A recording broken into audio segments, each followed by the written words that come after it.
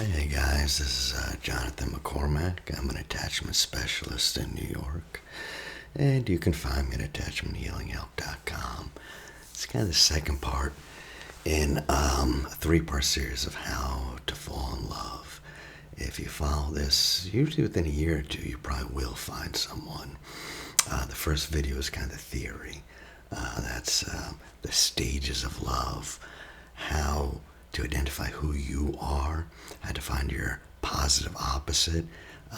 Essentially, that's about people who click are usually having the same values, the same interests, but opposite personalities. And you can look at that. This will be more about finding people, making the first impressions, kind of the nuts and bolts, how to get out there, creating attraction. A good book on this is Nicholas Boothman. He did How to Make People Like You in 90 Seconds, and he does a bunch. But he has one that's like how to fall in love in 90 minutes or something. But a lot of this is taken from there. So I'm just going to talk about how to optimize your rapport. I'll have a meditation at the end for getting your best self, your best confident self. Okay, so now you kind of know the theory. What are you going to do? Well, the best way to begin meeting new people is through people you already know. Your friends, family, colleagues. I know this isn't like earth-shattering, but people don't use this resource. So start from home, as close to home as you can, and let your friends know you want to meet people. And you're probably thinking, oh, my friends know, they know. Have you told them? Have you actually said that? Okay, so here's like the number one. We're going to do like two things, but the number one thing, you're going to set aside 1 day a week for the next year to get involved with the people you already know, the people you may know vaguely, and perhaps some people you've yet to meet. So you're going to ask a friend, someone you know, just out for coffee, entertain friends at home, whatever. You can join a club, an organization, invite friends to a sporting event, Netflix. Hey, just Saturday, I was going to watch this movie. You guys want to come along, Or I really want to go to the Museum of Modern Art. I don't know. Do you know anyone? Do you want to just come along? 1 day a week. That's it. Just 1 day a week. You can start a book club. Those are great. Concert. Like pick that person you want to go see. Festival. Anything. And you're gonna invite people, friends, and then you're gonna suggest that they bring friends. Like, hey, I'm gonna see this concert. And by the way, bring someone if you know anyone who might dig it, So it's just going to be two simple rules for the next year. These are the two rules. You're going to entertain once a week without fail. First rule. Second rule. You're going to accept all invitations. I mean, it's surprising how often we do get invited places, or we don't realize that we kind of just put it out like, I wouldn't do that. But a lot of people, I know you just heard that, but a lot of people just won't do this.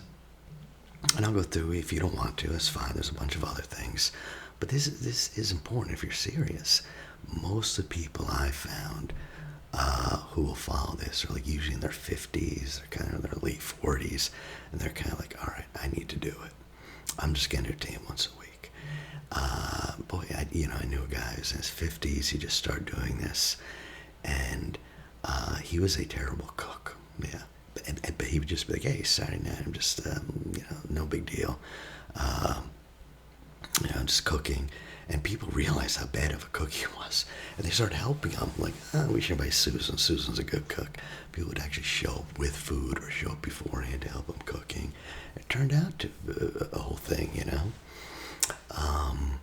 Or make this simple. It could be, I'm going to go see a movie this week or next week, and just make it simple. Buy the tickets beforehand and be like, hey, do you want to come with me? Maybe we could get coffee beforehand. Not a big thing, but a half hour beforehand, Maybe there's an art opening. one woman just bowling. She never was bowling in her life, but she was like, "Hey, I'm gonna try bowling." Asked a colleague at work, "Would you want to come bowling?" After a couple of weeks, she had like her own bowling thing, and people would be invited out. It's just something to do, you know. So, 2 rules: you're gonna arrange a dinner or an outing once a week, and you're gonna tell your guests bring other people. And 2, you're going to accept all invitations, all reasonable invitations, you know. Hey, I'm just doing like a potluck Friday night. Why don't you come over and bring someone, you know, just bring some, because here's the magic phrase. You're going to say this a lot. Because I want to meet new people. Say that. I want to meet new people. And that's the key phrase. The key phrase, I want to meet new people. And you're going to say that. I've done this, you know, like went to buddies, and what do you do? People I kind of knew. What do you do, you know, for fun, X, Y, and Z? Hey, next time you do that, do me a favor. Because I want to meet new people. You'd be surprised. Boy, I told this one guy, like just I'm not talking about romance, we're just anything. And he was like, yeah, I'm going to like an underground fight. I love fights. Boxing and everything. He's like, yeah, there's a abandoned hospital, and they do this thing like a fight club type thing, more reasonable than that. Boy, and he invited me there, and I was like, what am I doing here? But boy, there were a lot of great guys there. A lot of the kids from Brazil that were fighting. The Brazilian club was there. I met people. I did meet a girl, not expecting any of it. But it could be anything. You can volunteer, go to exhibitions, walk someone's dog, learn to cook. That's a great one. Take cooking classes. Community colleges have a bunch of things. Dancing. Dancing's great, but if you do take dancing, do not ask the girls out. That is, they're not there for that. They're there to dance, you know. But you might meet a friend or two. Hit up art galleries, even pet shows, you know, whatever. I have a million hobbies, so night school, they have some great classes, sewing lessons, year-round ride, you know, horses, study Chinese, whatever. You're going to pick things. Ideally, and I say this, I'm not into the go pick up someone, go use online dating. Ideally, you're going to want to meet people who have your values. Ideally, if you're religious, you're going to meet them at your church or your temple or the Buddhist monastery. If that's not your thing, maybe you're really politically active, so you go to this rally or that rally. Or perhaps you, I know people, I know a girl who's like really into the Israeli-Palestinian conflict. And she looked it up, and there were like tons of like meetings and protests and this and that and clubs, a lot. She was surprised. And she went and she started talking to people. That's one of her passions. You want something like that. Because ideally a relationship, we're talking long term, will have a forward-looking movement. It can't just be you and them. There'll have to be a legacy. Could be kids, but it could be you're the couple who loves, who are like big into the environment. You guys compost and you do gardening and grow your own vegetables. It could be you're really, boy, I know one girl, she's very, her thing is, I'm anti-capitalist. Okay, look it up. A lot of clubs, and she met tons of people, you know, that's her thing. I know a guy who's super capitalist. Okay, and apparently there are meetings for that too. The point is that these are their values. These are things they live for and consider important, and you're going to want them to be similar. Personality, you kind of want it to be opposite, but you're going to want to find those places. Those are the important values, right? If you don't have those that you live, well, okay, you know, if you're, you know, I dig poetry, so I'm out at the poetry always, you know. I was just at the Chagall exhibit, you know. I love boxing, I'm at the fights, whatever. But if you don't have those, at least have something you're interested in. I had a buddy who's really into fancy reading it. But you know what? He went to a library, had a creative writing on fantasy. He met a lot of great people, met a girl there. Then there's all sorts of science fiction clubs and this and that. This isn't really values, these are really interests, but they're at least something. And there's some place to start. You know, go there, you know. If you're shy, take a course. There's a lot on nonviolent communication and this and that. And go to a place where they're going to talk a lot of discussion, something you participate, cooking, wine tasting, learning a foreign language. Those will do the trick. Those are places to look at, Or you can just you're going to invite someone over for Netflix to see a movie, whatever. The one thing you do want to realize when you start getting out there and doing this is there's no such thing as rejection. I don't think of it that way. And there really isn't. There's only selection. This is a good attitude to have. One of the main reasons why they don't even go on a date or even reach out socially, because of fear of rejection. It's a mistake to think of it that way, though. If you, went back and looked at, here's my personality type, I gave the controller, the analyst, the supporter, and you saw you're only going to match up with so many people. Statistically, if you just blindly did this, blindly went on dates or not, you're only going to match up 1 in 16 people. So if you had 16 dates this year, just statistically, blindly, if you're just doing it that way, 15 of those people wouldn't click. You can see that as a rejection. They didn't like you, you didn't like that, whatever. Yeah, that's just going to happen. That's not rejection. You guys just didn't click. That's all. You guys didn't click. You had different personalities. I know people, and they'll go on 10 dates a year. Be like, oh, all of them were terrible. That's only 10. You should not feel like, oh, no one loves me. I can't find someone. 10? That's not going to do it, And if that's all, that's fine. But realize that's not going to be bizarre for you for all 10. It's just 10, What you're looking for when you do go on a date, you've gone to, we all know this, we go the furniture store. We don't buy the first sofa we see. You start shopping around, get an idea what you want, and you find one that feels just right. It's like walking to a furniture store and saying, I saw 4 couches, and it was just rejection. It just, no, those couches are lovely, and they would be wonderful for someone else. Nothing wrong with the couch, nothing wrong with you. That's not it at all, You guys didn't click. That couch is great for someone else. You are great for someone else. But you those are fine sofas for other people's living rooms, just not yours. If that's picking out a couch, picking out a lifelong lover is going to be as selective,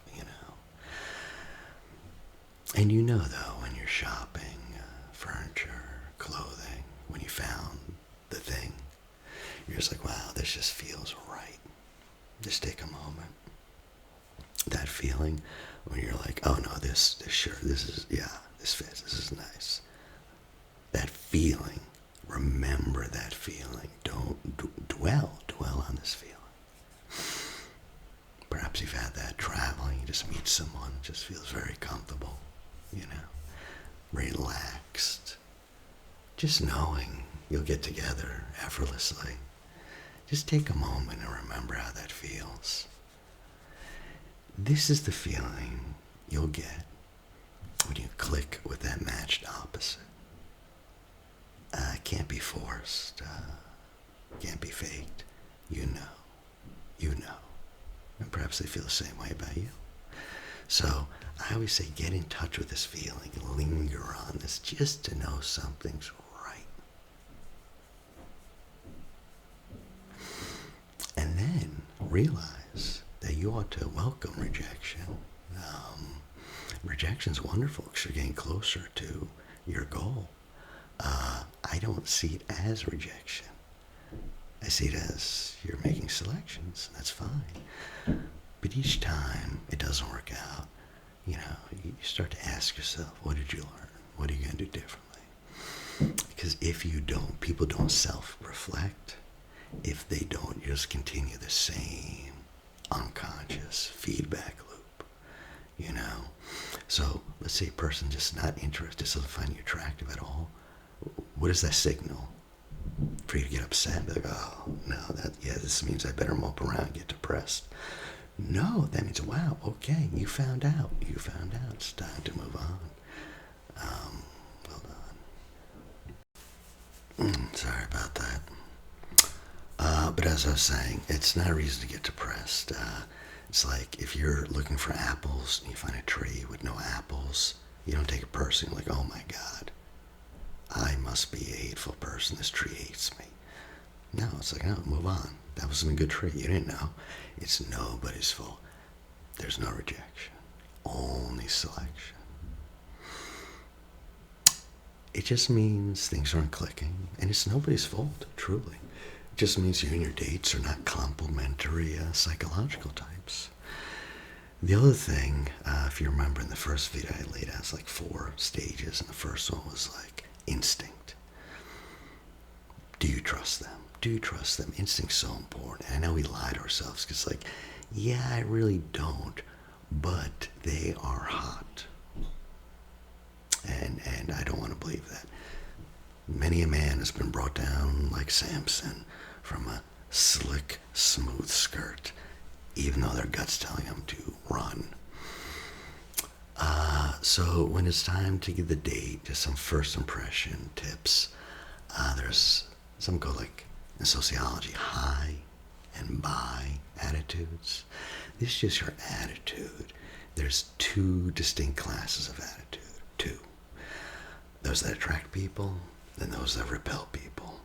When you see someone who's confident, relaxed, happy, you just naturally feel attracted to them. Not sexually or romantically, but just, yeah, you know, okay. Those are high. That's like, this guy's approachable, you know. And the opposite is true for arrogant, gloomy, angry, dejected people. Those people sap all your energies. They can have this bye attitude, like bye, you know. So the key to opening yourself up is kind of leave that gloomy side alone, you know. And people have told me this, like, you know, years and years ago, you know, just my attitude, just, you know, what do you want, you know? Well, that's not very attractive. No one's going to come up and talk to you if that's your attitude. But boy, a lot of times we don't even notice how we come across to people. And I'm talking about changing your attitudes as if you can change it like a hat. Yeah, you can. You can do that. And I would do that. I'll give you a meditation towards the end. It just takes practice. The basics is resource therapy is great for this, which I do. But it's really just about thinking about a time when you felt great and confident and relaxed. Maybe a time when you accomplished something important. It could be anything. It could be like cooked a great meal, whatever. Whatever it is. Maybe just time when you were just enjoying the company of friends or family. Just the late summer afternoon when you felt yourself. You just felt most yourself. Whatever it is, before you go on a date, you try to relive that in your mind in as much detail as possible. When it's so clear, you can see it, you can reach out, you can touch it, and you can feel what it's like when you were that way. You can feel, how are you in your body? Oh, when I was relaxed, and we know this, guys, for body language, just in general, you're going to have the shoulders back, chest up, chin up a little bit, right? Just, hey, what's going on, you know? Back straight, you know? Think of like maybe sometimes it helps if you think of like a string on the top of your head. It pulls and just gets you aligned, you know? And you're going to be open hands, not closed, right? Yeah, when you walk up to a girl, you're not going to go up like, oh, my maiden, protect my virginity, I'm going to hold my drink here.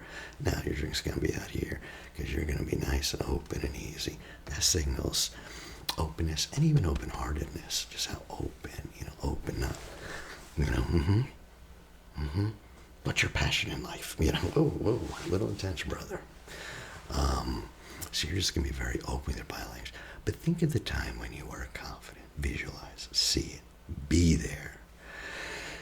And I bet you'll notice how it feels in your body. You probably weren't slumped over, yeah, okay. No, you're probably standing up tall and you're feeling it and you're just cooking or doing whatever. Embodied. And then you get in that body position again and your mind's like, oh, I remember this. This is when I'm very relaxed, So you're going to do that. Because we have our minds where we feel confident, but is that being expressed? A lot of times we're just not attached to our bodies, And you can summon up that feeling at will, and you can. So you want to be funny, warm, sexy, confident, just relaxed, very reassuring, and make sure people know it. Body and mind have to come together. Stand tall, shoulders back, it's interesting, this is true. Just as your thoughts, if you're depressed, it affects your body language. Your body language affects your emotions. And this is so true. So many times I'm just kind of walking around, and I'm like, oh, check in, get a little embodied. Okay, I feel okay. I do feel okay. I'm telling you, get in that bodily mode. Get in that. And if you walk into the room like this, you'll feel better. Just think about it. Just think about like three questions you can ask is like, the me that I'd like everyone to see, forget how you're feeling. What would you notice about yourself if you were confident? You'd probably notice yourself walking tall, very easy. Speaking slow because you're very relaxed. You're not talking a mile a minute. You ever have that happen? You just start spilling talk. What's the attitude or combination of attitude that you'd like to impress? Thirdly, to think, walk, talk, act, and conduct yourself according to those attitudes. What trigger would you use? I use an animal. I do. I imagine an animal, perhaps like a lion, very languid, very, not the lion jumping and eating people, but you ever see a lion kind of just like our jaguar, just very easy, very languid, very confident and relaxed. And boy, I imagine how it feels to be embodied as a lion. And the unconscious is like a 4-year-old, loves images, loves animals. And you just think lion. And and you kind of get into it. Whatever your animal is, I would really take a minute and imagine what would inspire that. Eye contact, you're going to want to make eye contact when you first meet someone. Boom, strong eye contact. People who dart, it's kind of hard to trust them. They seem a little shady, seem a little nervous. So you're going to look the person in the eye. 2, smile. 3, open body language. That's it. 3 things, right? This is just your presence. Eye contact's very important. It's very intimate. And when you use it well, it can create amazing rapport and sexual tension and intimacy. I had to train myself, and I would recommend you do this. The best way to learn eye contact, get in the habit of noticing people's eye color. New habits are good with a practice. So whenever I meet someone new, especially a woman, whenever, no interest or anything, I just do this. I immediately look at their eyes just to memorize their color. But I do that because at first I wasn't really used to looking at people in the eye. I'd look at them, hey, how you doing? So what's going on here, But then as I got into practice, now I naturally, before I even talk to them, I'm looking at their eyes, I'm trying to remember their color.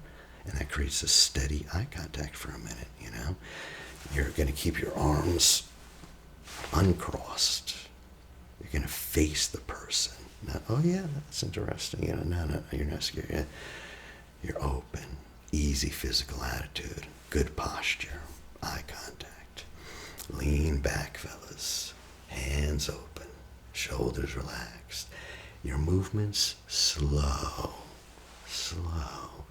Everything you do is going to be very slow. Your voice, slow. Your movements, like flip people out like the, yeah, no, I know what you're talking about, yeah.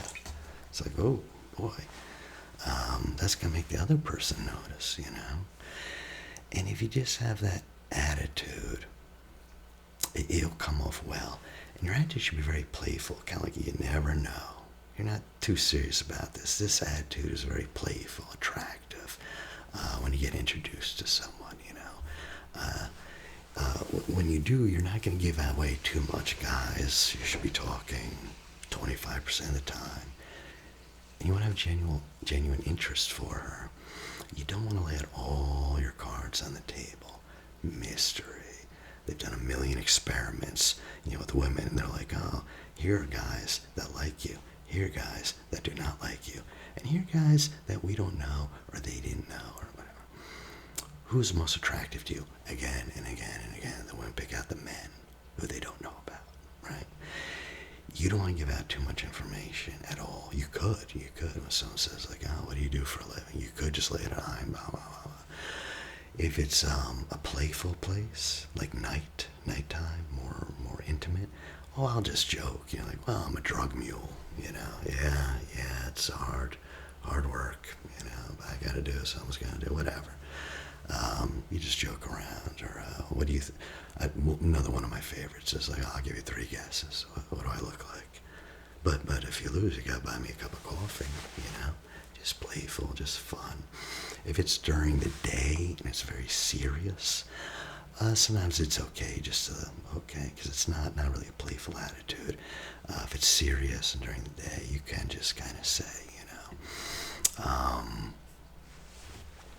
I don't like pickup lines or anything like that. I think they're very corny.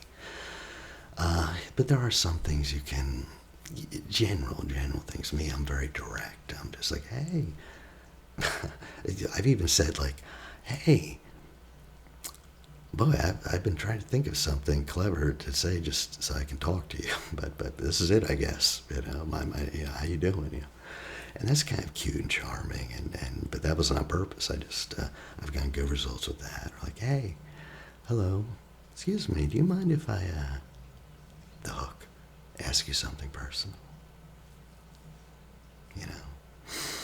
That's a good one.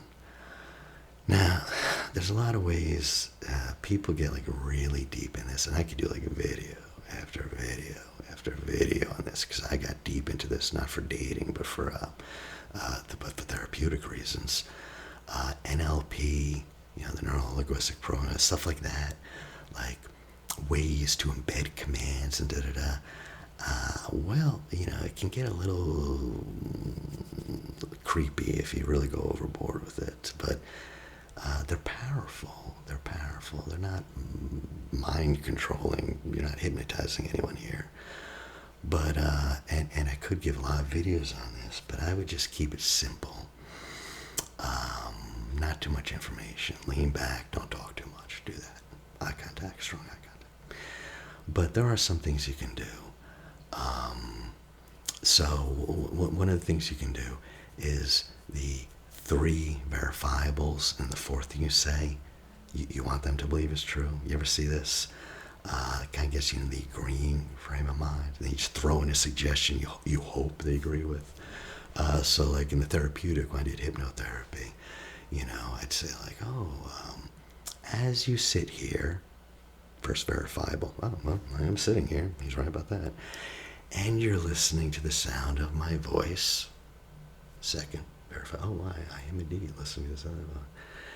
And while you stare at the wall in front of you, that's exactly what I'm doing, just telling the truth. You can begin to notice your shoulders are starting to relax and feel soft. That 4th, I don't know. I didn't see that. I just gave that suggestion, So, something like you go up to a girl, this is how you would apply it. There's a million ways, but, just like, boy, as we've been, like on the train, I take the subway, right, in the city. Boy, as we've been, moving along on the train for the last couple minutes, and you two were lost in conversation, I couldn't help but overhear you. And I just wanted to let you know, you have the most beautiful voice, you know. What did I do? Well, I just gave three as we're moving, you don't have to be that formulaic, it's top of my head. As we're moving, oh, well, that's right, we are on the subway, we are moving. And you were talking, I heard you talk to, indeed, I was talking, you know, and you're lost in conversation, you know. I couldn't help it. Overhear, well, apparently you did overhear us, you know, all true. So boom, boom, boom, everything this guy's saying is absolutely true. Fourth, you have a beautiful voice. If you really believe that, by the way, don't give false compliments. It's awful. If you can't think of one thing you like about the person, don't go up to them, you know. And you pause though with that fourth one. I just wanted to say you have the most beautiful voice, you know. Yeah. When you ask a question, like, oh, do you want to go get coffee? That's not how you do it. It's like this. Do you want to go get coffee? Yes, yes, you do. And believe it or not, that's something, you know, when you're trained to be a therapist or a coach or a counselor, they really make sure you don't do, because you don't want to influence the other person. And believe it or not, that's something like, because I've seen so many people train, and that's what they do. Like, but you're feeling okay. The correct answer is yes, you know.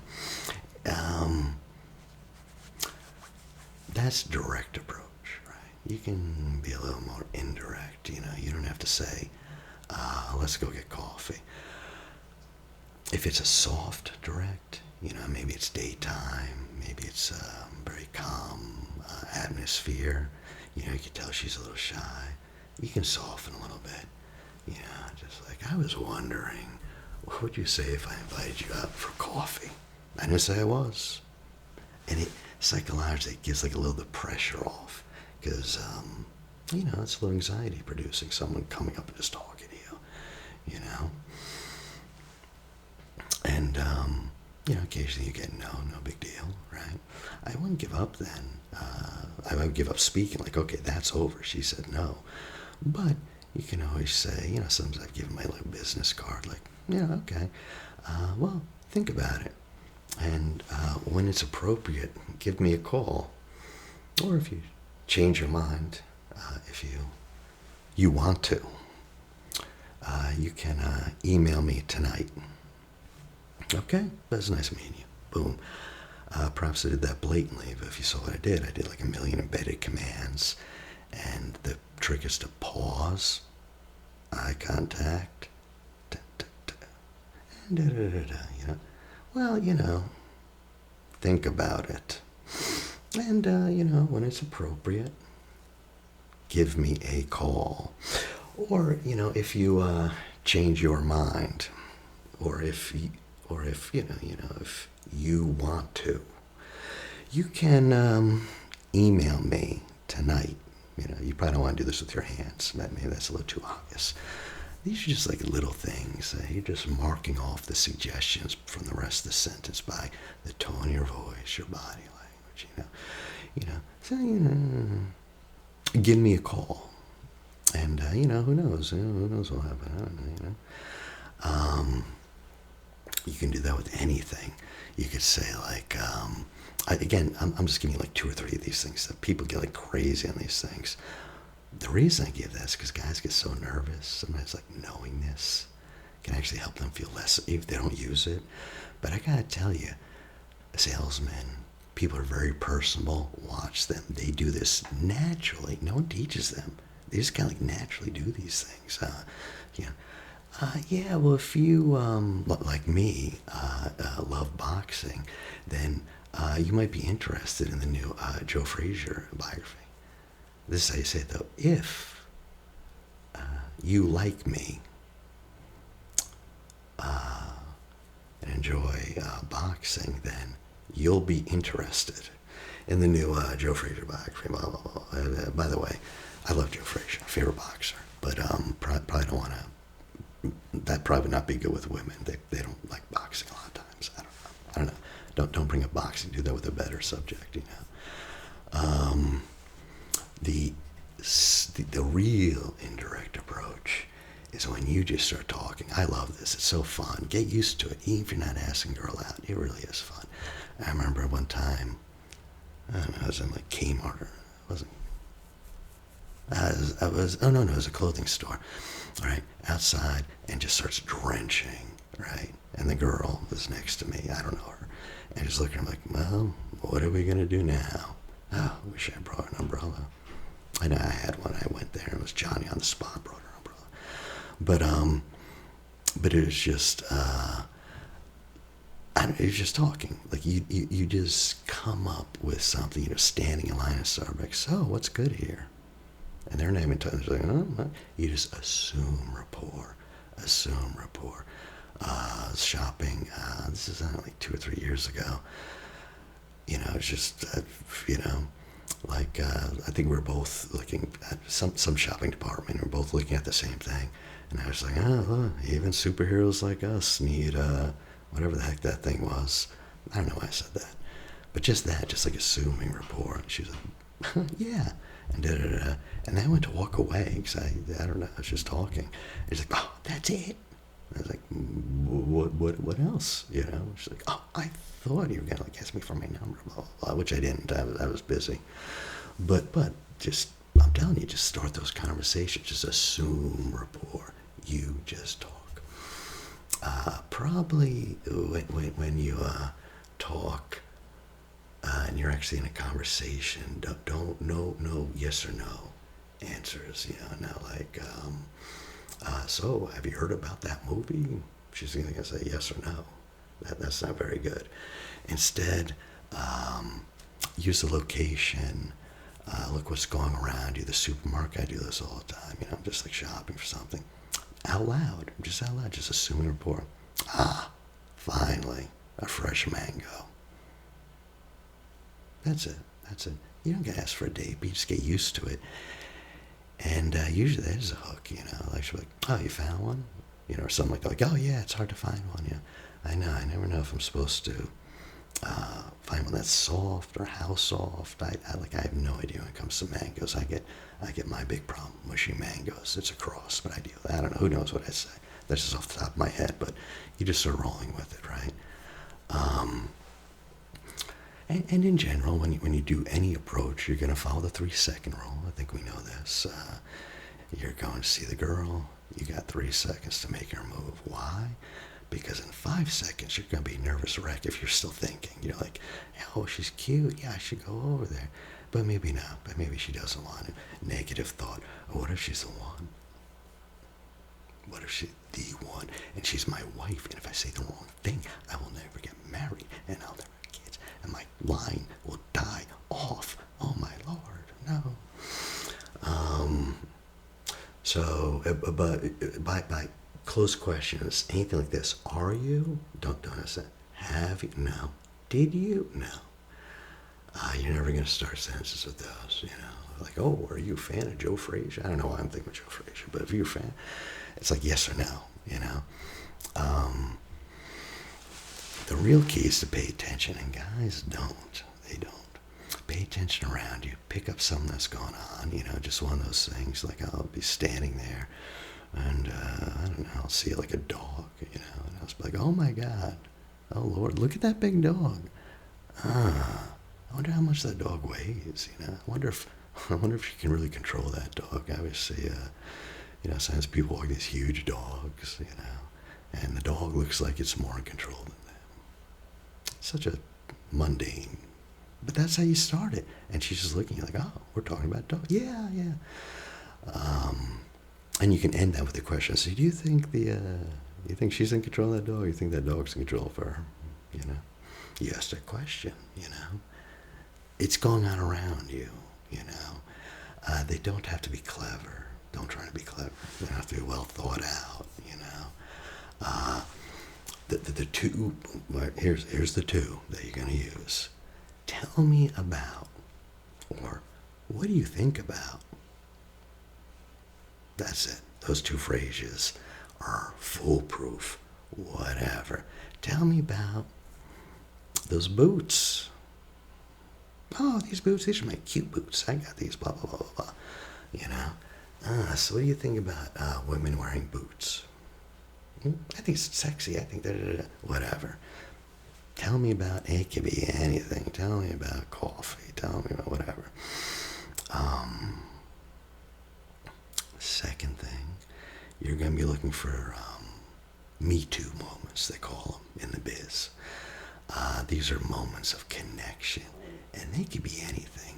Just things that you're similar, and you point it out enthusiastically. You guys are like, see, we're alike. We're alike. You reinforced the matched part of the matched opposite concept. And that's a good pointer also for a deeper conversation. So every conversation, I do this with friends, whoever, do this with every conversation. You're going to start looking for Me Too moments. Just pay attention. What's that? It could be anything. I had to park miles away. Me too. Last week, every time I come here, every time, you know. Oh, you do. It could be that simple. You know, I love the hot dogs over there. Me too. I love a hot dog. I love hot dogs, you know, whatever. You do want to pay attention. And you want to pay attention to what she says. I've seen this, like I've done like date coaching, right? And they go up to the girl, you mind if I sit here? Yeah, sure, okay. So do you, do you come here often? Or whatever they say. And she'll give information, like, no. Actually, I work at the bank down the street. Just started. Oh, yeah. I come here all the time. You know, I think they have great coffee and da-da-da. Whoa, stop. Who the fuck cares about where you come from? She just gave you 3 pieces of information, okay? You can talk about any of them. Ooh, just started. How's that? You know, a bank. Oh, you work at the bank. How's that work at the bank? That's it. Wow. That's it. That's a pointer. That's called a pointer. The minute they see something is what they're interested in. And it'll become very obvious once you start noticing these things, you know, because you'll say like, you know, they're like, yeah, bank, blah, blah, blah. I'm like, oh boy, it's been a while since I've been in a bank.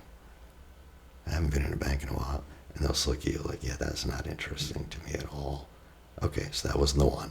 Okay. You just started a job. Oof, boy, yeah, start jobs. That could be nerve-wracking, you know. Whatever, go into it. So you're going to go over and you're going to be asking questions, not like one after the other. You know how to do this. You ask a question, comment, see if it relates to you, but it's mostly going to be on them.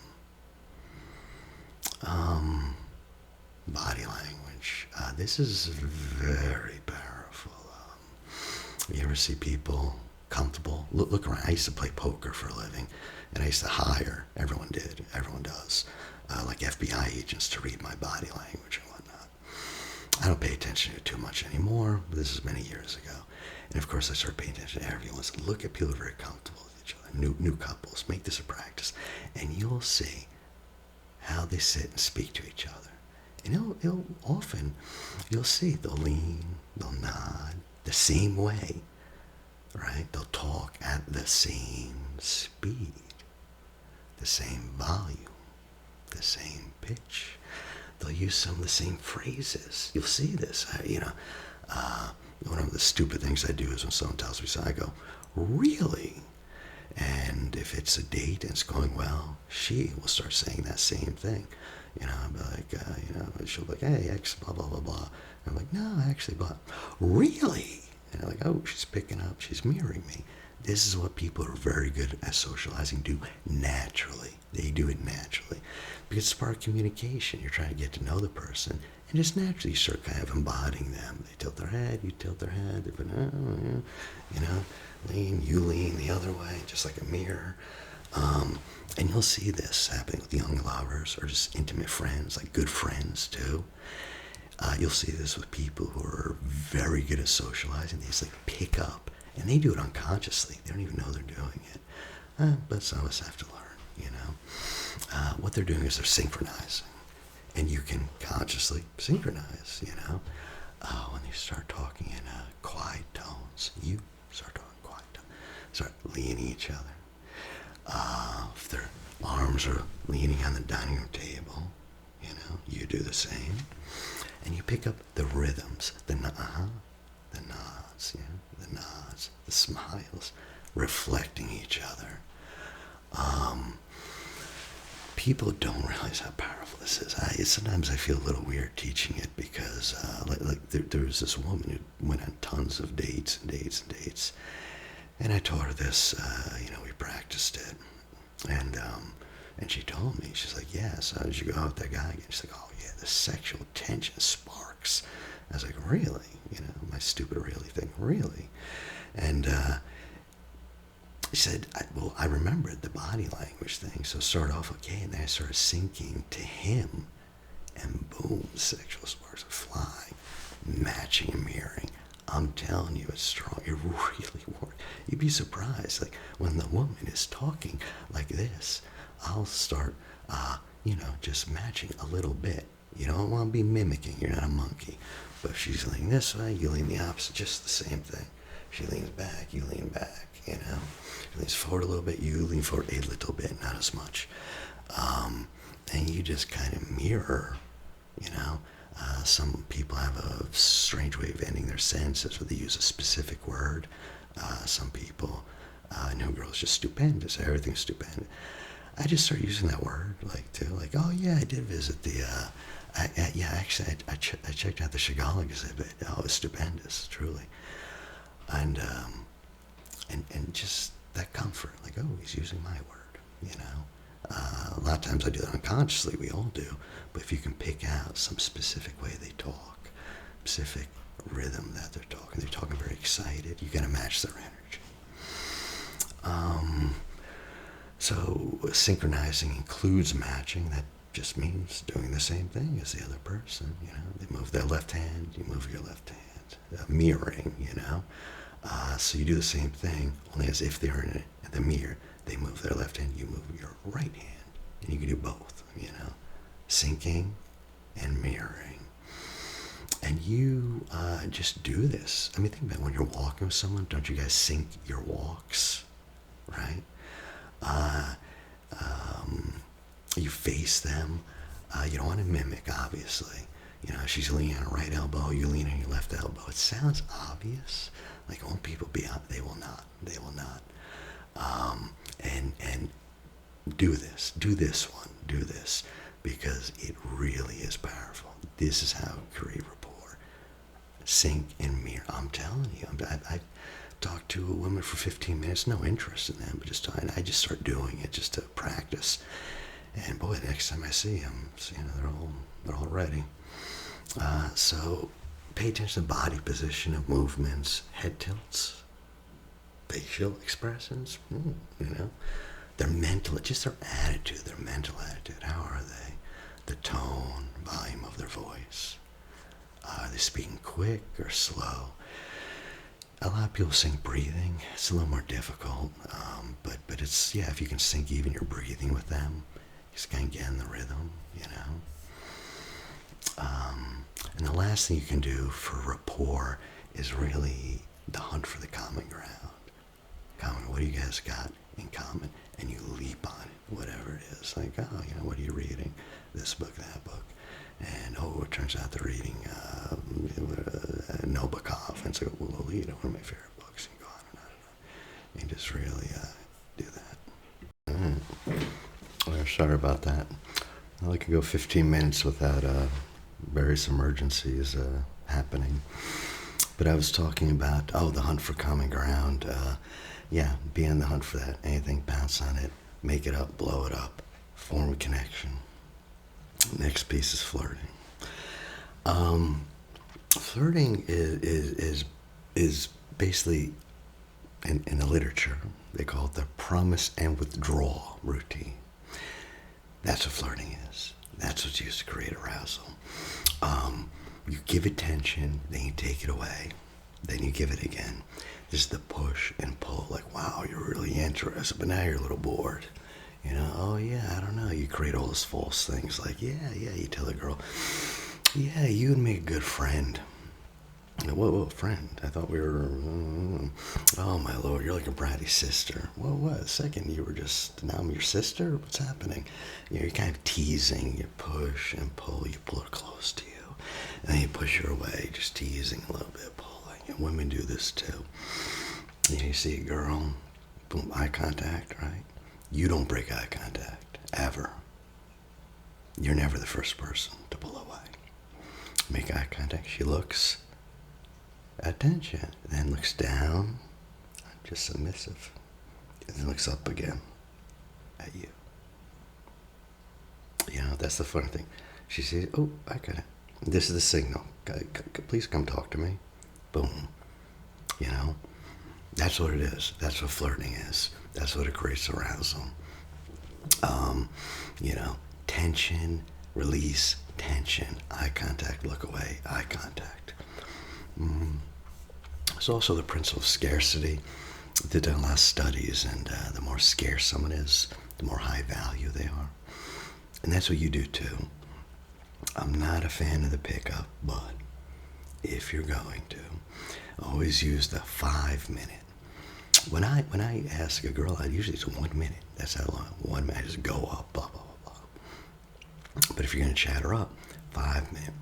So if it's Starbucks and she's sitting there, I give a Starbucks routine. But you can also just, if you're just more direct, just be like, hey, excuse me, I only have 5 minutes. And you do this with your hands so she knows. I only have 5 minutes. I'm not going to be sitting here behind you a long time. You're letting her know. And you're leaning back while saying it. I have 5 minutes, or I just have 2 minutes. And then me with my friends, or I want to get back to my friends. But can I just ask you something? Something like that. But it's scarcity. You don't want to scare, like, yeah, I'm going to be sitting here talking to you for 20 minutes.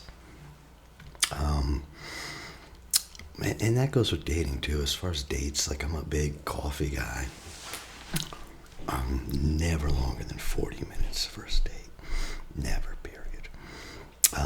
Mostly my dates are like 20 minutes long. And you can line up a couple different people that day, right? Get work done. And 20 minutes is good because you get to know, like, is this going to work out? Are they too crazy? Whatever. And 20 minutes is when you want to leave on a high note. The mistake guys make, that's why I say no longer than 45 minutes, because you're talking, you're trying, oh my God, you're really getting into it, and you want to continue this feeling. You know what I mean? You continue, and you continue, and continue, and then it winds down, and then you're like, okay. Well, anyway, it was a great time. No, leave on the high point. 40 minutes max, because if it's working out, if it's 40 minutes, it probably has been, you want to leave them wanting more. This is true with everything. Just this morning, I had a social thing, going to a group. I start cracking jokes. Hey, man, 3 good-looking guys. Oh, I'm sorry, brother, I didn't see you there. Yeah, but still 3, Oh, I'm just joking. How you doing, Fred? Got everyone laughing, and I was like, okay. Then I left. Big impression. Everyone's on a high. Then I leave. I didn't drag things out. Same thing with dating. I'm not going to get big into this. There's other places you can, but as far as sex appeal, there's 4 pieces. You're going to get physical. You're going to get grounded, making eyes, and practice dating. By grounded, I mean getting in touch with your breathing. Sorry, it's the only time I have to eat. And by breathing, I mean, before, like any date, I do, deep breaths, 3 deep breaths. And once you get that under control, you can kind of feel your body relaxing, and you can kind of then go into it. Once you're in control of your breathing, you're in control of your emotions. You're in the control of your thoughts. So this is what it means to get grounded, to get embodied. You breathe, you relax, and it allows you to control your mind, it allows you to expand your power and your energy, right? Eye contact, The best thing for this is when you make eye contact, man or woman, but as I'm a guy, I'm probably looking at girls. I want you to make eye contact with their eyes and just shift your gaze maybe 5 or 10 seconds to their mouth. Then back to their eyes, back to their mouth. Women have something called makeup, and part of that's lipstick, and they do that because they want you to look at their lips. You know, that's what they want to do. Back in the day, women would have fans. That's what that was about. Look at my lips. Now they're hidden. Now look at my lips. Ladies, you don't have to use a fan. That's a little... Oh, hell, go do it. I don't care. Use a fan. But guys, you know, eye, lips to the eye. This is kind of you're creating attraction. So I'll give a meditation now. And the next video will be on intimacy, the final video. And that's about opening up, making that real connection. And that's the last piece of a low journey to love. This meditation will just be embodying that confident self we talked about, getting embodied in it, remembering it, turning on those neurons, those structures, those memory structures. Like, oh, that's when I'm really comfortable. Okay. So let's just get relaxed. And we can begin with 3 deep breaths. And you can take a super deep breath. Hold it below your belly. And slowly release. Yeah. Take another super deep breath. Hold it below your belly and slowly release.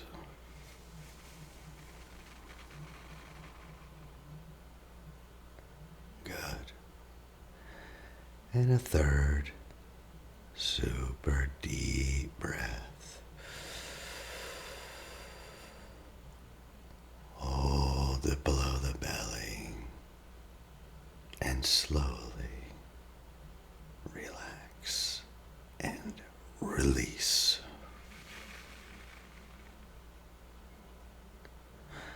Good. Now we could just start bringing the awareness into the body, bringing the awareness in,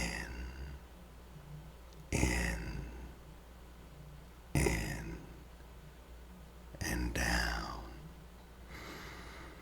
And I would invite you to do a body scan. And you can just focus your awareness right on your forehead. And just notice any tension. And move your awareness down around the eyes. And just soften the muscles around the eyes. Move it down to the cheeks, softening the cheeks. Down into the jaw. And just loosening the jaw. And a wave of warm, loving awareness. Moving in the neck, down into the shoulders. Rolling wave of awareness moving down the back, down the spine, down the torso. Moving down, down, down. Loosen the belly, loosen the hips. Wave of warmth rolling down your legs, down your calves, all the way down to your feet. Firmly planted on the ground, like roots of a tree. Good. And now, I would invite you to bring up a scene when you were very confident, very relaxed and at ease, when you were your most self, and when you were your most self, and you can see yourself there, like on a movie screen, perhaps you're cooking or painting or doing whatever. Just watch the scene as it unfolds around you on a big screen. And you just look around and see what's going on in detail. Listen to all the different sounds. See the sights and the sound. You see yourself there. And you notice how you are. You notice how you're standing and being and your attitude. And now, when everything's in focus, you can just go ahead and step into the movie. And you're not watching the movie. You're now in it. You're right there. You're in it.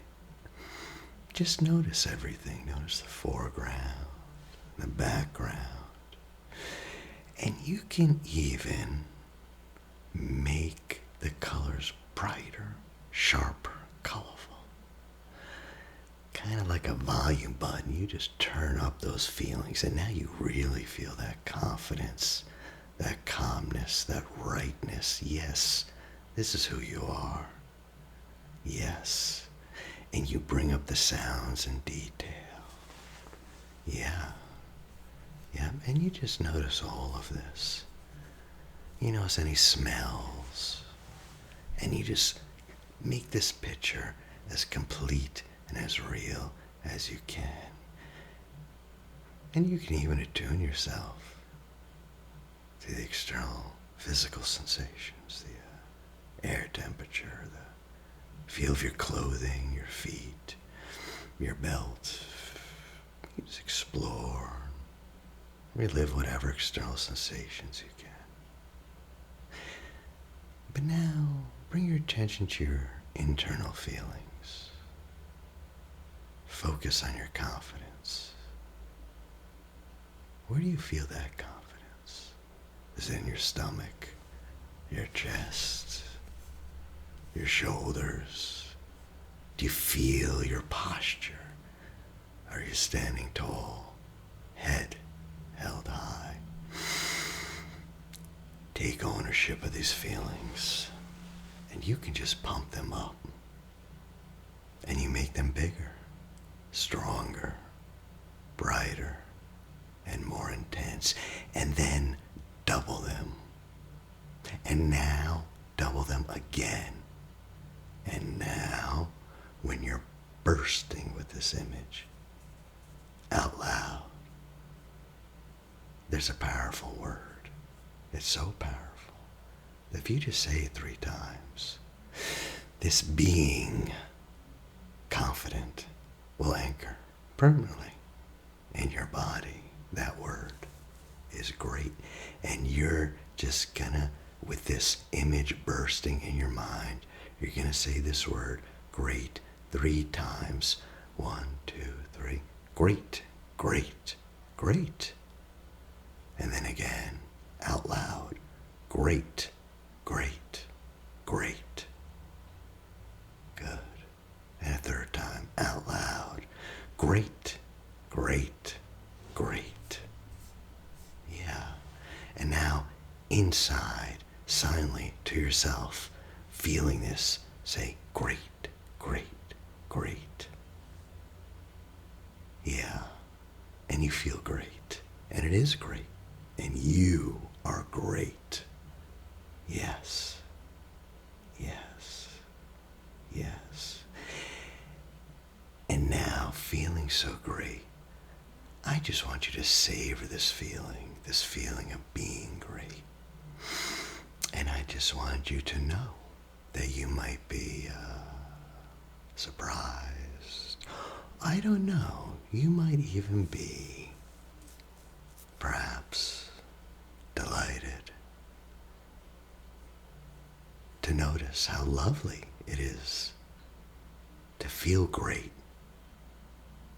just in your day-to-day actions, perhaps when you're talking to someone and you see yourself with this attitude of confidence, and you see yourself just being in the world with this confidence, and you see yourself being great.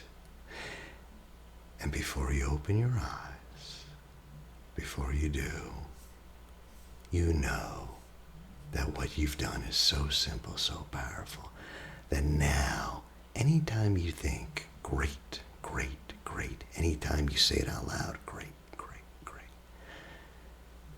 your posture, your being, your body will now embody this confidence, and it is great. Great, great, great. Whooshing right in front of you will be this scene again of you confident. Great. Just saying great 3 times. Anytime. You are great. And now, you just take your time, your own sweet time to come back. And when you're ready, you just open your eyes. And eyes open. Yeah. So now you can just play that movie that we just went over.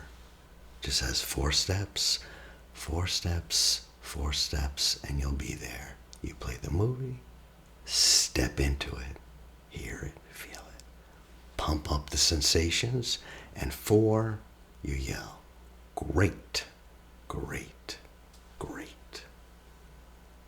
You play the movie, you step in the movie, you see it, you hear it, you feel it. The sensations, you pump up, and then you just yell, great, great, great. Yeah. So if I'm out there and I see you guys and I hear someone say, great, great, great, like, I'll know. But I won't say anything. If you wants to work with me, you can find me at attachmenthealinghelp.com. It's Jonathan McCormack. Any comments, I'd be happy to listen to them, and I'll help out if I can.